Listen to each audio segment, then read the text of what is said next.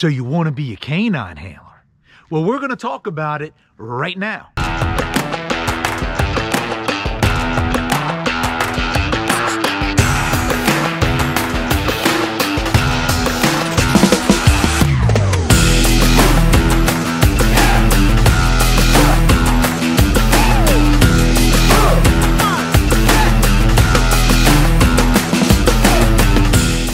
First, I want to talk to my non-law enforcement people. Tip number one, I would look into joining the military. The Military Working Dog Program is an excellent program, and it will get you handling a working dog right away. It'll teach you a lot of skills, a lot of foundation that is 100% transferable when you get out and get hired with a law enforcement agency. Tip number two, if the military is not an option for whatever reason, maybe you're waiting to become a police officer, look into protection dog sport clubs. They're all over the place. You got Schutzhund, you got PSA clubs, and go out and train with those guys. You'll learn a lot about dog behavior there. You'll learn, depending on how involved you get with the club, you can learn to catch dogs. A lot of the skills in these protection dog clubs are transferable to law enforcement. I think it's time for a bite.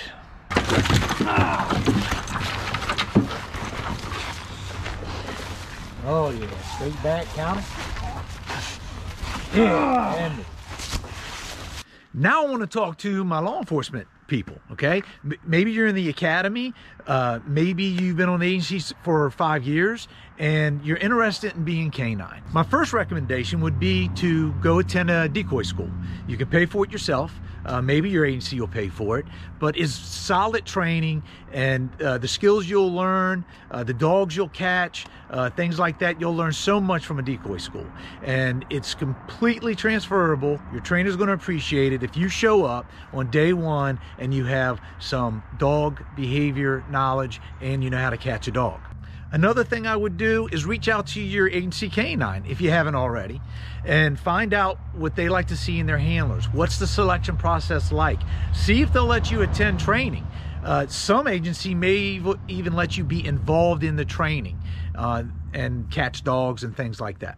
So now we're going to talk about our canine selection process. We're at our canine training facility. I'm going to take you through the entire process so you can see how we select our handlers and what we look for. It's time for another bite. Ah! Ah! Ah!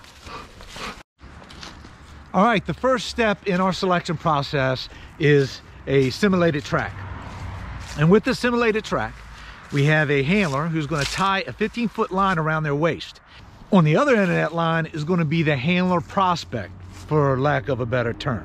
So the prospect needs to hold that line while the handler takes him on a half-mile jaunt through the woods. Now, this isn't some open woods. This is down hills, through streams, under trees, through thick brush. We try to simulate a track as much as we can.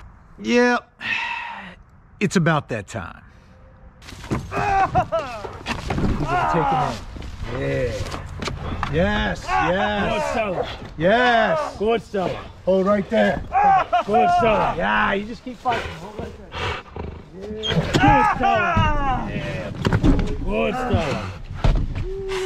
And that, you're the other side. Oh, yeah. Wait there for counter, yep. And then push. There you go. Good stuff. The start of this mock track is right over there by that guardrail, and they enter those woods.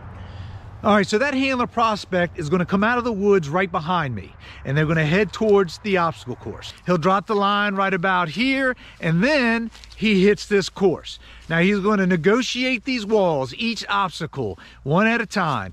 In about halfway down, there's going to be a 50-pound bag to simulate a down dog. He's going to have to pick that down dog up. He's going to have to carry it over the next few obstacles, and then he's going to have to lift it over the 6-foot wall. After he's put it over the 6-foot wall, he then goes over the 6-foot wall and finishes the course. When he finishes the course, his time is recorded, and we move on to the next phase, which are the practical exercises. And this is when it gets interesting. This is where we start plugging dogs into these exercises and see how these prospect handlers deal with it. Okay, so the first practical exercise is civil agitation to bailout, or take off running when dog tries to bite you. The prospective handlers have been given a series of commands that they have to follow. We're looking for their stress levels, how good they can follow direction under stress. You got to remember, some of these people who are trying out for canine has never seen an aggressive dog. Definitely not the size or the level of aggression that they're getting ready to see today. Okay, the exercise is going to start with them behind this blue porta potty here, and they have to move to each one of these cones. The dog will be tied out right here. Let's get into the demo now. Move!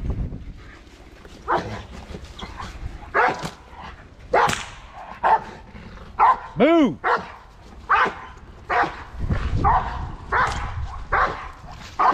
Move!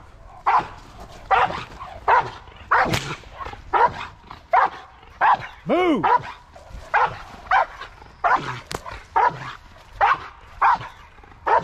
Move a little closer.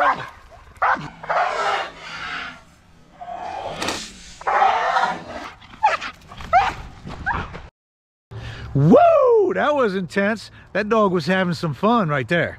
Let's move on to the next exercise. So this next exercise, we're going to slow everything down.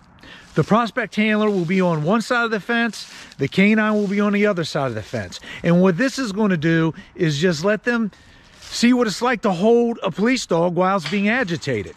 The dog will be agitated by a decoy, and the prospect handler will be holding the line. Knees bent, hold that dog.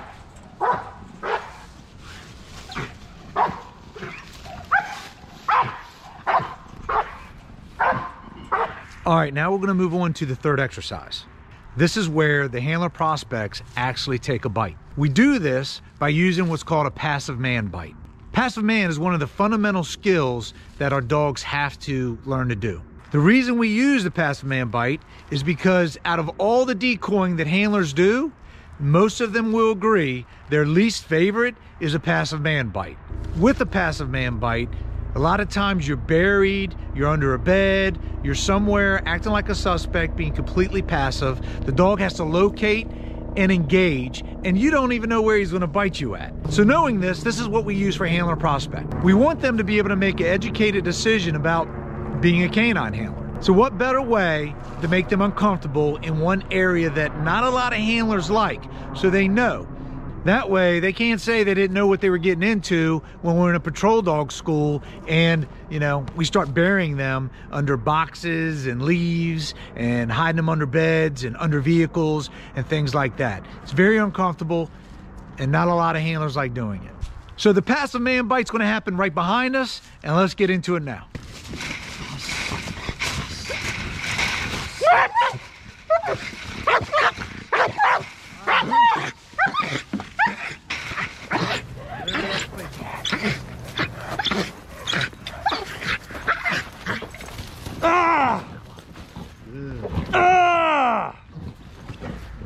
Woo! That dog was trying to get him through that fence. Okay, so all that is left is the final phase. The final phase is the interview. So we let these guys go get changed and all prettied up, and then they head into the interview. The interview is in the office setting. Every handler is present during this interview. About 5 questions are asked, all canine related, and after each candidate goes through that, they are told they can go home. They go home, we stay, and we discuss what we've seen over the course of the day. And we rank the candidates, 1 being the top guy and on down. So that is the process. So I hope you liked the video. I'm gonna try to get videos out at least once a week. Thank you for checking in, and I got to go.